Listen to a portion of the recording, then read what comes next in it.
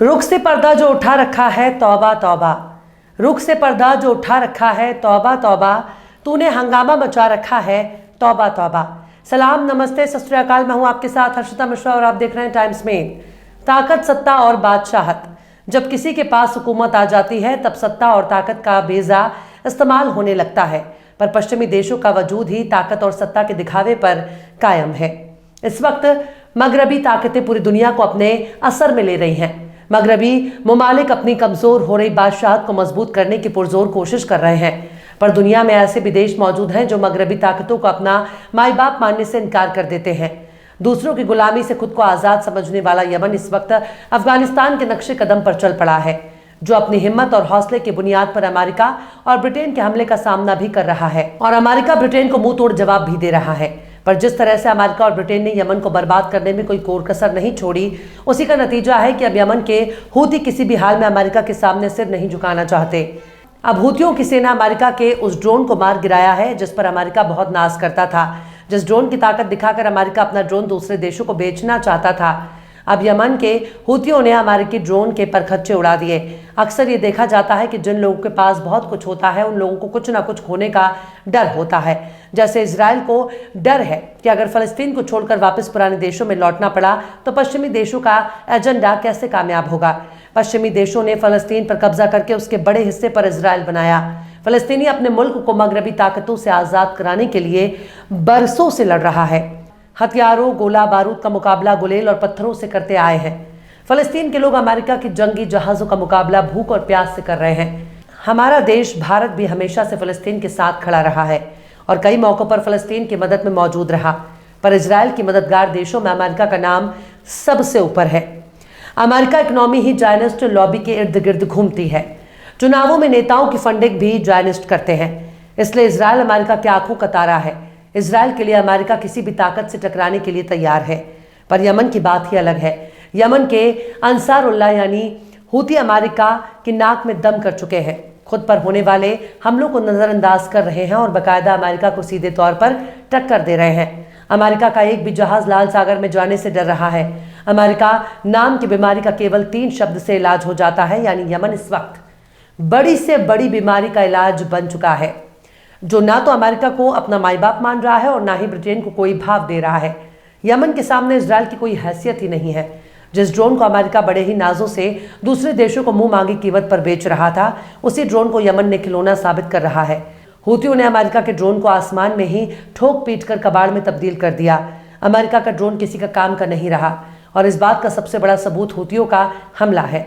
America किसी भी हाल में अपनी नाकामी को कबूल नहीं कर सकता, पर अमेरिका को सोचना चाहिए, जब उसने सऊदी अरब के साथ मिलकर यमन पर हमला किया तब से लेकर अब यमन के हूती कभी नहीं झुके, यानी जो कल तक नहीं झुके वो आगे भी नहीं झुकेंगे।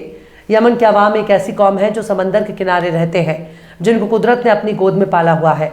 कुदरत उनको पाल पोस कर बड़े करता है। उनको लैपटॉप, कंप्यूटर, स्मार्टफोन और मोबाइल नेटवर्क की जरूरत नहीं है और ना ही वो किसी तकनीक के भरोसे बैठे हैं।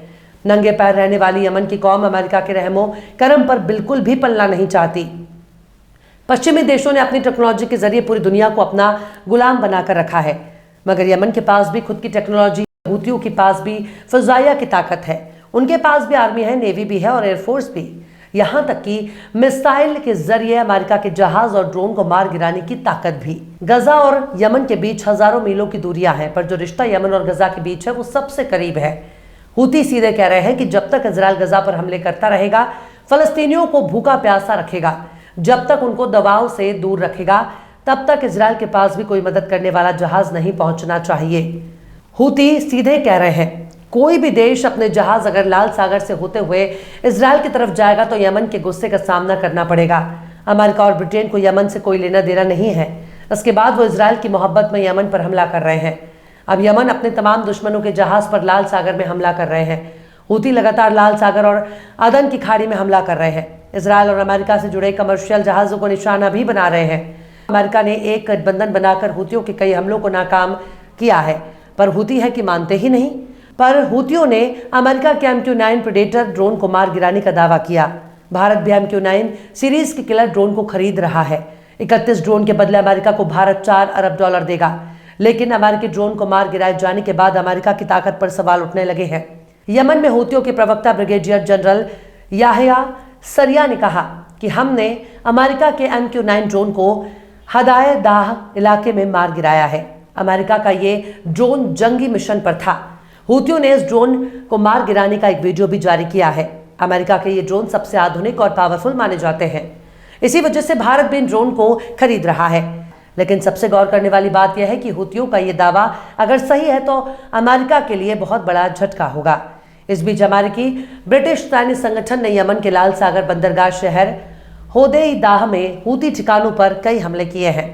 जुमे की देर रात हूतियों की तरफ से 4 एंटी शिप बैलिस्टिक मिसाइलें लाल सागर में दागी गई। यह अंदाजा लगाया गया कि कम से कम 3 मिसाइलें डेनमार्क के पनामा के ध्वज वाले वाणिज्यिक जहाज MT पोलक्स की ओर दागी गई। US सेंट्रल कमांड ने ट्विटर यानी एक्स पर लिखा कि MT पोलक्स या इलाके में किसी अन्य जहाज में किसी नुकसान की जानकारी नहीं मिली है।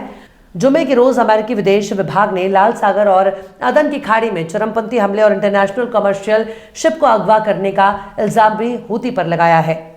अमेरिका ने पिछले साल नवंबर में यमन के हूती बागियों को टेररिस्ट घोषित किया है, लेकिन यमन के अंसारुल्लाह यानी हूतियों पर अमेरिका के किसी भी ऐलान का कोई असर नहीं हो रहा।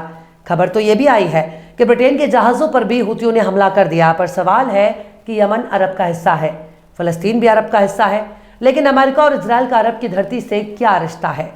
इजराइल लगातार फलस्तीनी इलाकों पर कब्जा करता जा रहा है। उसकी मंशा पर दुनिया भर से सवाल उठाए जा रहे हैं। आज अगर सिर्फ अमेरिका ही इजराइल से नजर फेर ले तो इजराइल को बर्बाद होने से कोई रोक नहीं सकता। अमेरिका शायद भूल रहा है कि उसकी बादशाहत का दौर खत्म हो चुका है।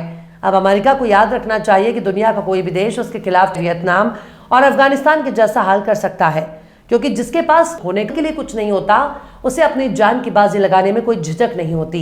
इंसान की जिंदगी सबसे कीमती होती है, लेकिन जान हथेली पर लेकर चलने वाले हूती ही अमेरिका और इजराइल का अच्छे से इलाज कर रहे हैं।